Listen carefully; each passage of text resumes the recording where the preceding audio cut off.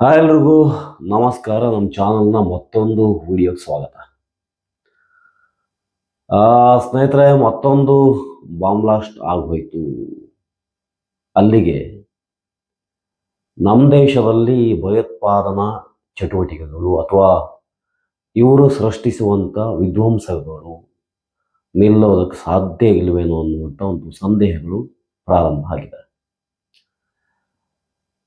ಕಾಂಗ್ರೆಸ್ ಓಲೈಕೆ ಮಾಡ್ತಾ ಇತ್ತು ಅನ್ನೋದು ಒಂದು ವಿಚಾರ. ಆದರೆ ಈಗ BJP ಸರ್ಕಾರ ಇದ್ದಾಗಲೂ ಕೂಡ ಇದೇ ಹಣೆಬರ ಆಗಿದೆ. ಅದಕ್ಕಿಂತ ಹೆಚ್ಚಾಗಿ ಅದು ಯಾವುದೇ ರೀತಿಯಾದಂಥ ಒಂದು ಕಾರ್ಯಾಚರಣೆ ಭಯೋತ್ಪಾದನೆ ವಿರುದ್ಧ ಆದರೂ ಕೂಡ ಇವರು ಯಾವುದೇ ಕಾರಣಕ್ಕೂ ಪಾಠ ಕಲಿಯಲ್ಲ ಮತ್ತು ಇವ್ರಿಗೆ ದೇಶದ ಮೇಲೆ ಒಂಚೂರು ಭಕ್ತಿ ಭಾವ ಇಲ್ಲ ಅನ್ನೋದು ಗೊತ್ತಾಗ್ತಾ ಇದೆ. ರಾಷ್ಟ್ರೀಯತೆಯೂ ಒಂದು ಕಿಂಚಿತ್ತೂ ಇಲ್ವಾ ಅಂತ. ಇವರ ಮಾನವೀಯತೆ ಪಾಠಗಳು ಬರೀ ಅದೇನೋ ಅಂತಾರಲ್ಲ, ಬಾಯಲ್ಲಿ ಬೊಂಬಡ ಹೊಡೆಯೋದು, ಅದಕ್ಕೆ ಮಾತ್ರ ಸೀಮಿತ ಅಂತ ಅನ್ನಿಸ್ತಾ ಇದೆ. ಮಾತಾಡ್ರೆ ಮಾನವೀಯತೆ, ಮಾತಾಡ್ರೆ ಏನೇನು ಕರುಣೆ, ಪ್ರೀತಿ, ಇದೆಲ್ಲ ಮಾತುಗಳು ಬರುತ್ತೆ. ಆದರೆ ಕೃತಿಯಲ್ಲಿ ಮಾತ್ರ ಈ ರೀತಿ. ಇದೇ ನನಗೆ ಗೊತ್ತಾಗದೇ ಇಲ್ಲದೆ ಇರುವಂಥ ವಿಚಾರ. ಯಾಕೆ ಹಿಂಗಾಗ್ತಾ ಇದೆ? ಎಲ್ಲಿ ಸಮಸ್ಯೆ ಇದೆ? ಆ ಸಮಸ್ಯೆ ಮೂಲ ಬೇರನ್ನು ಹುಡುಕದೇ ಇದ್ರೆ ನಿಜವಾಗ್ಲೂ ನಮ್ಮ ದೇಶದಲ್ಲಿ ಇಂಥ ಒಂದು ಭಯೋತ್ಪಾದನೆ ಕೃತ್ಯ ಏನಿದೆ ಅದು ನಿಲ್ಲೋ ಚಾನ್ಸೇ ಇಲ್ಲ. ಕಂಟಿನ್ಯೂಸ್ ಆಗುತ್ತೆ ಮತ್ತು ಇದರಲ್ಲಿ ಅಮಾಯಕರ ಹೆಣಗಳು ಬೀಳುತ್ತಾನೆ ಇರುತ್ತೆ. ಸೊ ಈ ಸಲ ಭಯೋತ್ಪಾದಕರು ಯಾರು? ಈ ಹಿಂದೆ ಹೇಳಲಾಗ್ತಾ ಇತ್ತು ಮತ್ತು ನಾವು ಅಂದುಕೊಂಡಿದ್ದು, ಇವರೆಲ್ಲ ಪಾಪ ಏನು ಓದದೇ ಇದ್ದವರು, ಒಂದಷ್ಟು ಜನ ಧರ್ಮ ಅಂದರು ಅಥವಾ ಮತ ಅಂದರು, ಇವರ ತಲೆ ಒಳಗೆ ಒಂದಷ್ಟು ವಿಚಾರಧಾರೆಗಳನ್ನು ತುಂಬುತ್ತಾರೆ. ಆ ವಿಚಾರಧಾರೆಯಿಂದ ಉನ್ಮತ್ತರಾದವರು ಈ ಅದೇನೋ 72 ಕನ್ಯೆಯರು ಸಿಗ್ತಾರೆ ಸ್ವರ್ಗಕ್ಕೆ ಹೋದರೆ ಜಿಹಾದ್ ಮಾಡಿ, ಸುಮ್ಮನೆ ಹೋಗಿಲ್ಲ, ಸುಮ್ಮನೆ ಹೋಗೋದಲ್ಲ, ಜಿಹಾದ್ ಮಾಡಿ ಹೋದರೆ ಒಂದು 72 ಕನ್ಯರು ಸಿಗ್ತಾರೆ ಅನ್ನುವಂಥದ್ದಲ್ಲಿ ಇವ್ರು ತುಂಬ್ತಾರೆ. ಸೊ ಆ ಕಾರಣಕ್ಕಾಗಿ ಪಾಪ ಅನಕ್ಷರಸ್ಥರು, ಏನು ಗೊತ್ತಿಲ್ಲದೆ ಇರುವಂಥವರು, ಇವರು ಭಯೋತ್ಪಾದಕರಾಗಿ ಕನ್ವರ್ಟ್ ಆಗ್ತಾರೆ ಅನ್ನುವಂಥದ್ದು ನಾವೆಲ್ಲ ಇಲ್ಲಿವರೆಗೂ ತಿಳ್ಕೊಂಡಿದ್ದಾಗಿತ್ತು. ಬಟ್ ಈಗ ಹಿಂದೆನೂ ಆಗಿತ್ತು. ಇವನ್ ಒಸಾಮಾ ಬಿನ್ ಲಾಡೆನ್ ಕೂಡ ಇಂಜಿನಿಯರ್ ಅಂತೆ. ಬಿಡಿ, ಅದು ನಮ್ಮ ದೇಶದಲ್ಲ ಅಂತ ಹೇಳ್ಬೋದು. ಮತ್ತು ಕಾಶ್ಮೀರದಲ್ಲೂ ಒಂದಷ್ಟು ಜನ ವಿದ್ಯಾವಂತರು ಭಯೋತ್ಪಾದಕರು ಆಗಿ ಹೋಗಿದ್ದಾರೆ. ಬಟ್ ಇಲ್ಲಿ ಯಾರು? ವೈದ್ಯರು. ವೈದ್ಯೋ ನಾರಾಯಣೋ ಹರಿ ಅಂತ ನಾವು ಹೇಳ್ತೀವಿ. ವೈದ್ಯ ಪ್ರಾಣವನ್ನು ರಕ್ಷಣೆ ಮಾಡೋಕ್ಕಿರ್ತಾನೆ. ಬಟ್ ಈ ಕೇಸಲ್ಲಿ ಪ್ರಾಣ ಹರಣ ಮಾಡೋಕ್ಕೆ ಹೊಂಚಾಕಿ ಇಂಥ ಒಂದು ದೊಡ್ಡ ಕೃತ್ಯ ಮಾಡಿದ್ದಾರೆ. ಫರೀದಾಬಾದಲ್ಲಿ 2900 kg ಬ್ಲಾಸ್ಟ್ಗಳು, ಲೈಕ್ ಅಮೋನಿಯಂ ನೈಟ್ರೇಟ್ ಅನ್ನುವಂಥ ಒಂದು ಬ್ಲಾಸ್ಟ್ಗೆ ಉಪಯೋಗಿಸುವಂಥ ಮೂಲ ವಸ್ತು ಇದು ಸಿಕ್ತು. ಮತ್ತು ಗುಜರಾತಲ್ಲೂ ಕೂಡ ಒಂದು ದಾಳಿಯಾಗಿ ಅಲ್ಲೂ ಕೂಡ ಒಂದು 3 ಜನ ಈ ರೀತಿ ಭಯೋತ್ಪಾದಕರನ್ನ ಹಿಡಿದಾಕಿದ್ರು. ಅವರು ಕೂಡ ಡಾಕ್ಟರ್ಸ್ ಅಂತೆ. ಅಲ್ಲೊಂದು 3, ಇಲ್ಲೊಂದು ಆಲ್ರೆಡಿ 5 ಅಂತ ಅನ್ಕೋತೀನಿ, 5 ಆಯಿತು ಅಂತ ಅನ್ಕೋತೀನಿ. ಮುಜಾಮಿಲ್, ಡಾಕ್ಟರ್ ಉಮರ್, ಅವನೇ ಕಾರೊಳಗಿದ್ದ driver, doctor Adil, doctor Mohiuddin, doctor Sajjan, doctor Shahil ಅನ್ನುವಂಥ ಒಬ್ಬ ಮಹಿಳೆ, ಶೈಲ್ ಏನೋ ಇರಬೇಕು,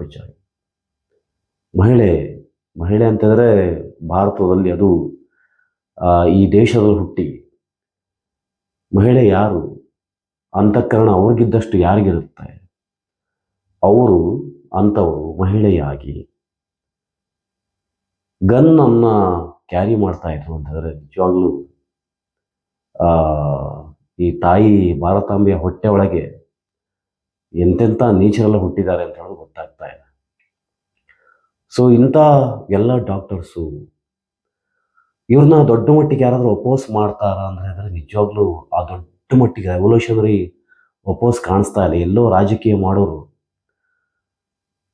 ಅವರನ್ನಷ್ಟು ಜನ ಇವರನ್ನು ಅಂದರೆ ಅವರ ಧರ್ಮದಿಂದ ಅಪೋಸ್ ಮಾಡ್ತಾರೆ ಬಿಟ್ಟರೆ ದೊಡ್ಡ ಪ್ರಮಾಣದಲ್ಲಿ ಇವರನ್ನ ಮಟ್ಟ ಹಾಕಿ ಅಂತ ಹೇಳೋದಾಗಲಿ ಅಥವಾ ಅಪೋಸ್ ಮಾಡೋದಾಗಲಿ ಯಾವುದೂ ಕಾಣಿಸ್ತಾ ಇಲ್ಲ. ಅದು ತುಂಬ ಬೇಜಾರಂತ ಅನಿಸುತ್ತೆ.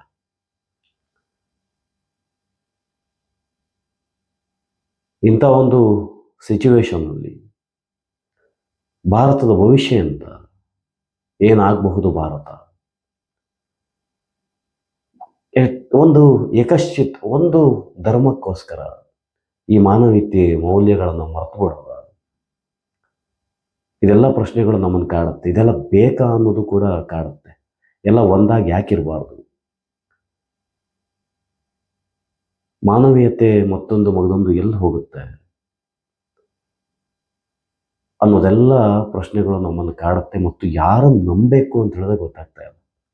ಆ ಪರಿಯಾಗಿ ಇದೊಂದು ನಂಬಿಕೆ ಮೇಲೆ ಹೊಡೆದಂಗೆ ಆಗುತ್ತೆ. ಇಂಥದೆಲ್ಲ ಘಟನೆಗಳು ನಡೆದಾಗ ನೇರವಾಗಿ ನಮ್ಮ ನಂಬಿಕೆ ಮೇಲೆ ಹೊಡೆದಂಗಿರುತ್ತೆ.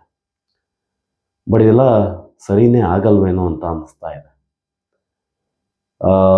ಅದು ಕುಮ್ಮಕ್ಕು ಕೊಡುವಂಥ ಒಂದು ಈ ಭಯೋತ್ಪಾದಕ ಸಂಘಟನೆಗಳು, ಜೈಷ್ ಎ ಮೊಹಮ್ಮದ್ ಅನ್ನುವಂಥ ಒಂದು ಸಂಘಟನೆ, ಅದು ಅತ್ಯಂತ ಎಫೆಕ್ಟಿವ್ ಆಗಿ ಭಾರತದ ಮೇಲೆ ಈ ಭಯೋತ್ಪಾದನಾ ಕುಕೃತ್ಯಗಳಿಗೆ ಬೆಂಬಲವನ್ನು ಕೊಡ್ತಾ ಇದೆ. ಮತ್ತು ಸಮ್ಟೈಮ್ ನೇರವಾಗೂ ಕೂಡ ಭಯೋತ್ಪಾದಕರನ್ನ ಸರಬರಾಜು ಮಾಡುತ್ತೆ. ಕೆಲವೊಂದು ಸಲ ವೆಪನ್ಸ್ಗಳನ್ನು ಕೊಡುತ್ತೆ, ಕೆಲವೊಂದು ಸಲ ಐಡಿಯಾಗಳನ್ನು ಕೊಡುತ್ತೆ. ಮತ್ತು ದೊಡ್ಡ ಸಿಟಿ ಲೈಕ್ ಮಹಾನಗರಗಳಲ್ಲಿ ಬ್ಲಾಸ್ಟ್ ಮಾಡುವಂಥ ಪ್ಲ್ಯಾನ್ಗಳನ್ನು ಮಾಡುತ್ತೆ. ಅದರಲ್ಲೂ ಈ ಬ್ಲಾಸ್ಟಲ್ಲಿ ಅಮೋನಿಯಂ ನೈಟ್ರೇಟ್ ಏನಿತ್ತು ಅದು ಲೈಕ್ ಅದು ಸಿಕ್ಕಿರುವಂಥ ಪ್ರಮಾಣ ಅದು ನೋಡಿದ್ರೆ ಬರೀ ಇಲ್ಲಿ ಮಾತ್ರ ಅಲ್ಲ, ಮತ್ತು ಒಂದಷ್ಟು ಕಡೆ ಎಲ್ಲ ಆಗುವಂಥದ್ದಿತ್ತು ಅಂತ ಅನ್ನಿಸ್ತಾ ಇದೆ. ಸಂದೇಹ ಬರುತ್ತೆ. ಜೊತೆಗೆ ಈ ಭಯೋತ್ಪಾದಕರು ಒಟ್ಟು 3 ಜನ ಈ ಕಾರಲ್ಲಿ ಇದ್ರು ಅಂತ ಹೇಳಲಾಗ್ತಾ ಇದೆ. ಬಟ್ ಅವ್ರ ಐಡಿಯಾ ಅಲ್ಲೇ ನಾವು ಸ್ಫೋಟ ಮಾಡಬೇಕು ಅನ್ನೋದಿತ್ತು, ಅಥವಾ ಬೈ ಮಿಸ್ಟೇಕ್ಲಿ ಅಲ್ಲಿ ಸ್ಫೋಟ ಆಗಿದೆಯೋ ಅನ್ನುವಂಥ ಸಂದೇಹಗಳು ಕೂಡ ಬರುತ್ತೆ. ಯಾರಿಗೂ ಕೂಡ ಬರುತ್ತೆ. ಸಾಮಾನ್ಯ ಯೋಚನೆ ಮಾಡಿದ್ರೆ ಯಾರಿಗೂ ಕೂಡ ಬರುತ್ತೆ. ಯಾಕಂದರೆ ಅಲ್ಲಿಂದ ಒಂದು ಕಡೆ ಆ ಗಾಡಿಯನ್ನಿಟ್ಟು ಆನಂತರ ಅದನ್ನು ಬ್ಲಾಸ್ಟ್ ಏನಿದೆ ಅದನ್ನು ಡಿವೈಡ್ ಮಾಡೋದಿತ್ತು, ಅಥವಾ ಬೇರೆ ಯಾವುದಾದ್ರು ಪ್ಲೇಸ್ ಜನನಿಬಿಡ ಅಂತುವಂಥ ಜಾಗದಲ್ಲಿ ಆ ಜನ ಜಾಸ್ತಿ ಇರುವಂಥ ಜಾಗದಲ್ಲಿ ಮಾಡೋದಿತ್ತು. ಇದ್ರ ಬಗ್ಗೆ ಯಾವುದು ಮೀನ್ಸ್ ಸಂದೇಹಗಳು ಜಾಸ್ತಿ ಬರ್ತಾನೆ ಇದೆ. ಸೊ ಸ್ನೇಹಿತರೆ, ಏನೇ ಆಗಲಿ ಒಂದಷ್ಟು ಪಾಸಿಟಿವ್ ಬೆಳವಣಿಗೆಗಳಾಗಬೇಕಿತ್ತು, ಆಗ್ತಾ ಇಲ್ಲ. ಈಗ ನಾವೆಲ್ಲ ವೆಯ್ಟ್ ಮಾಡ್ತಾ ಇರೋದು ಮತ್ತೆ ಪಾಕಿಸ್ತಾನದ ವಿರುದ್ಧ ದಾಳಿ ನಡೆಯುತ್ತಾ ಅಂತ. ಗೊತ್ತಿಲ್ಲ, ಏನು ಬೇಕಾದರೂ ಆಗಬಹುದು. ಬಟ್ ಪ್ರಪಂಚನೇ ಹಾಗೆ. ಇಲ್ಲಿ ಮಾನವೀಯತೆಗೆ ಬೆಲೆ ಇಲ್ಲ ಅಂತ ಹೇಳೋದು ಇತಿಹಾಸವನ್ನು ಕೂಡ ಹೇಳ್ತಾ ಇದೆ. ಅವತ್ತಿಂದ ಇವತ್ತಿನವರೆಗೂ ಒಂದಲ್ಲ ಒಂದು ರೀತಿಯಲ್ಲಿ ಈ ಪ್ರಪಂಚ ಬೇರೆ ಬೇರೆ ರೂಪವನ್ನು ಪಡಿತಾ ಇದೆ. ಲೈಕ್ ಮೊದಲೆಲ್ಲ ಯಾವುದೋ ಒಂದು ಕಾಲದಲ್ಲಿ ಭೂಮಿ ಬೆಂಕಿ ಉಂಡೆ ಆಗಿತ್ತಂತೆ, ಆನಂತರ ಐಸೇಜ್ ಆಯ್ತಂತೆ, ಆನಂತರ ಲೈಕ್ ಒಂದಷ್ಟು ಜೀವಿಗಳು ಹುಡ್ತಂತೆ, ನಂತರ ಈ ಕೆಟ್ಟ ಜೀವಿ ಮನುಷ್ಯ ಹುಡ್ದ. ಅದಾದ ನಂತರ ರಾಜಕಾರಣಗಳು ಸ್ಟಾರ್ಟ್ ಆಯಿತು, ರಾಜರ ಆಳ್ವಿಕೆಗಳು ಸ್ಟಾರ್ಟ್ ಆಯಿತು, ಸಾಮ್ರಾಜ್ಯಗಳು ಉಳಿತು, ನಂತರ ಈ ಕಮ್ಯುನಿಸಮ್ ಎಲ್ಲ ಬಂತು, ವಸಾಹತುಶಾಹಿ ವ್ಯವಸ್ಥೆ ಬಂತು, ಆನಂತರ ಒಂದು ಪ್ರಜಾಪ್ರಭುತ್ವದ ಮಟ್ಟಕ್ಕೆ ಬಂದು ನಿಂತಿದೆ. ಬಟ್ ಇಲ್ಲಿಂದ ಮುಂದೆ ಏನಾಗುತ್ತೆ, ಯಾವ ಕಡೆ ಭೂಮಿ ಹೊರಡುತ್ತೆ ಅನ್ನೋದು ಗೊತ್ತಾಗ್ತಾ ಇಲ್ಲ. ಒಟ್ಟಿನಲ್ಲಿ ನಾವೆಲ್ಲ ಆಸೆ ಪಡೋದು ಮುಂದಿನ ಪೀಳಿಗೆ ನಮ್ಮ ಭಾರತದಲ್ಲಿ ಎಷ್ಟೋ ವೈರುಧ್ಯ ಇದ್ದರೂ ಕೂಡ ಏಕರಸವಾಗಿ ಬಾಳಲಿ ಅನ್ನುವಂಥ ಆಶಯವನ್ನು ವ್ಯಕ್ತಪಡಿಸ್ತೀವಿ. ಆದರೆ ಇದು ಒಂದೇ ಕೈಯಲ್ಲಾಗುವಂಥ ಚಪ್ಪಾಳೆ ಖಂಡಿತವಾಗಿಯೂ ಅಲ್ಲ. ಇದಕ್ಕೆ 2 ಕೈ ಸೇರಿದ್ರೆ ಮಾತ್ರ ಚಪ್ಪಾಳೆ ಆಗುತ್ತೆ. ಅದೇ ರೀತಿಯಾಗಿ ಇಲ್ಲಿ 2 ಕೈ ಸೇರಬೇಕು. ಆ ಸೇರುವಂಥ ಮನಸ್ಸುಗಳು ಆಗ್ತಾ ಇಲ್ಲ. ಸ್ನೇಹಿತರೆ, ಇಷ್ಟು ಹೇಳಬೇಕು ಅಂತ ಅನಿಸ್ತು. ಈ ವಿಡಿಯೋ ಇಷ್ಟ ಆಗಿದ್ದಲ್ಲಿ ಲೈಕ್ ಮಾಡಿ, ಶೇರ್ ಮಾಡಿ, ಹಾಗೆ ಕಮೆಂಟ್ ಮಾಡಿ. ಜೊತೆಗೆ ನಮ್ಮ ಚಾನಲನ್ನು ಸಬ್ಸ್ಕ್ರೈಬ್ ಮಾಡೋದನ್ನು ಕೂಡ ಮರಿಬೇಡಿ ಅಂತ ಹೇಳ್ತಾ ಧನ್ಯವಾದಗಳು.